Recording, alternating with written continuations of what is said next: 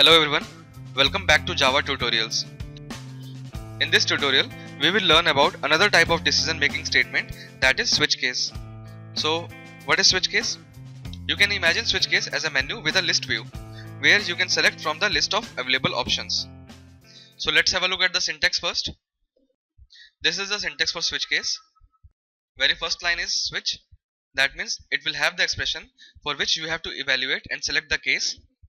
And in between the brackets you have the number of cases available. The format to write the case is case, then a value. The value will be of the same data type as the expression, then a colon sign. Then in between that you can write the number of statements or function you want to call. Then there is a break. Break is an optional statement that is used to transfer the flow of code from the point it is initiated to the end of the block. Then you can write another case and you can go on with the any number of cases you want to write. Then at last there is a default option. As you can see, it is optional, but it is a good practice to write the default case at the end, because if any of the case doesn't meet the expression, then it will by default execute the default case. So let's move on and see the rules for using switch. But before having a look at the rules, let's start with an example, and when we will create an example, then I will relate all the rules with the example. So let's create a file first. So we will be learning switch case in this. I will be taking an example to select from the number of days. So let's take an input from user. We have taken the input in the variable day. So now let's put the condition, that is switch case. Switch day. We will select from the option within the days. So let's write the cases now. Case, let it be day 1, colon sign.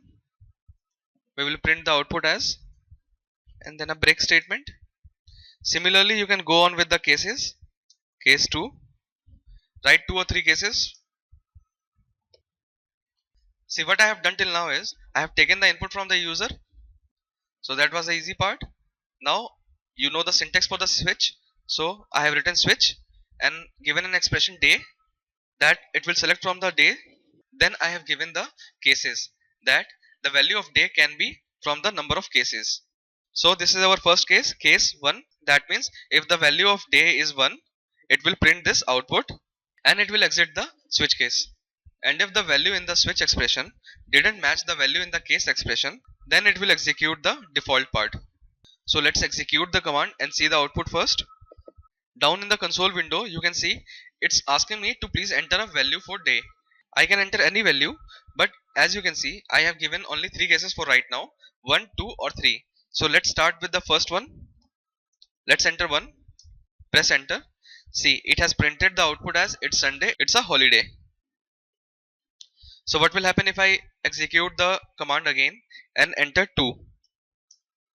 Oh shit, it's Monday again, have to go to work. So as you can see, I can choose between the cases depending upon the value I provide at the runtime. So what will happen now if I give a value that is not in the options? Let it be 5. See, it's given me a default output as please enter a valid day. So this is how you can use switch cases. Now remember one thing, what we teach you over here, either it is switch case, if else or whatever I will be teaching you further, either inheritance, polymorphism, we will be taking the simple examples. So it doesn't mean that you have to stuck with the simple example just to print a line or call a function. You can go on with your own imagination. Just remember one thing, your very first compatible window was written in a C language. So by this you can imagine that you can do a lot with your programming language. So if you have the imagination and you know to do the things, you can do whatever you want. So let's move on with the switch case. These were the few basic rules for switch cases. The very first was that variable used in a switch statement can be a byte, short, int or char. So it doesn't mean that you can't use string. We can use string. I will tell you example with the string too. You can have a number of case statement within a switch. We have seen that. Our third rule is the value of a case must be the same data type as a variable in the switch. So let's have a look. That means day here is our integer data type and the value 1 which we have provided here is also a integer of type. So it says the value should be same. So what will happen if I change the value to a character value? It has not given me any error, but the problem is that you can't use this case, because we have the expression here is of integer type and a here is our character type. So if we'll execute the program, it will execute the program successfully, But if you enter the value as a, it will give an error because the expression day is of integer data type and a is our character. So both are of different data types, so it will give an error. So our next rule says that when you execute a program and select a case, it will keep on executing the case till the break statement is reached.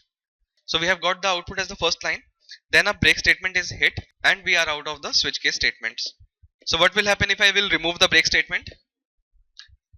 Let's comment it and execute the command again. Now let's enter the one again. See, it has printed the two outputs. The first one is of the case first and the second one is of the case 2. So what happens when you don't use the break is that it will keep on executing the statements till a break statement is reached. It doesn't matter you are using the block of code for different cases, it will keep on executing from the case statement you have started till the break statement is reached. And the another rule says that using break statement is optional. So it's up to you and your program that how you want to use the break statement. So this was an example of the switch case statement with the integer data type. It will work the same way for the byte, short, int or long. So if you want to use the character value, you have to write the cases in a single quote, and if you want to use the string value, you have to write the cases in a double quotes. So this will be all for the decision making statements. If you have any doubt, you can ask in the comment section. I will be happy to help you out.